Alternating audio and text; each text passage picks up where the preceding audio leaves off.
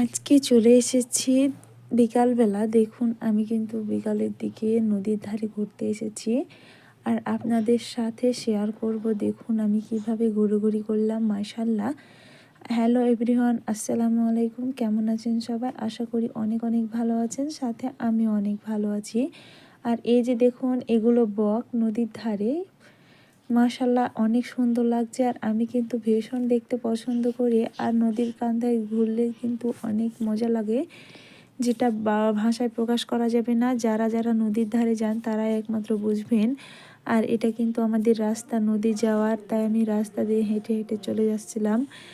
দেখুন মাশাআল্লাহ অনেক সুন্দর নদী যাওয়ার রাস্তাটা, কিন্তু সেই একদম মানে কি বলবো, আর দেখতেই তো পাচ্ছেন চারিদিকে সবুজ শ্যামল ঘাস আর গাছ গোছালি ভীষণ সুন্দর। আর এদিকে আমার মেয়ে আর আমি চলে যাচ্ছিলাম। মাশাআল্লাহ অনেক সুন্দর ঘাস লাগানো হয়েছে নদীর ধারে।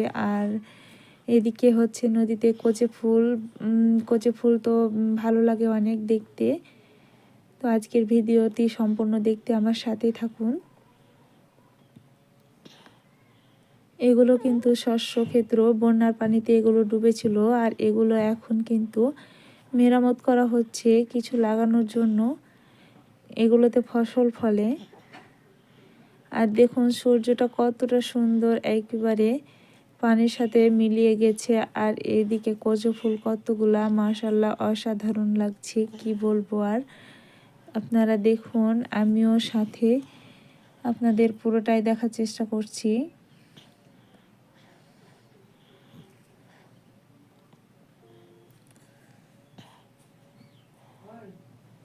কচি ফুল কিন্তু নদীতে ভেসে থাকলে ভীষণ ভালো লাগে, তাই না বন্ধুরা? আর এদিকে আমি এখন চলে এসেছি বাড়িতে। দেখুন আমাদের বাড়ির ভিতরে এই গাছটা আছে, আর এই গাছটাতে কি সুন্দর প্রজাপতি উড়ে উড়ে বেড়াচ্ছে। প্রজাপতি দেখানো হয়ে গেছে, এখন আমি চলে যাচ্ছি আমাদের বাগানে তোড়ই পাড়তে। আর তোড়োটা ভীষণ ভালো লাগে খেতে, গাছের বিশেষ করে টাটকা ফল। আমি কিভাবে তোড়ে পারছি চলুন আমার সাথে। এখন আমি চলে এসেছি বাগানে। আর এই যে বাগানে আমাদের বেড়া দিয়ে আছে, মানে টাল বলে এটাকে। টালে এখন আমরা তোড়েটাকে পেরে নেব। মাশাআল্লাহ অনেক সুন্দর, দেখুন বন্ধুরা কতটা সুন্দর। এগুলো খেতে কিন্তু ভীষণ ভালো লাগে।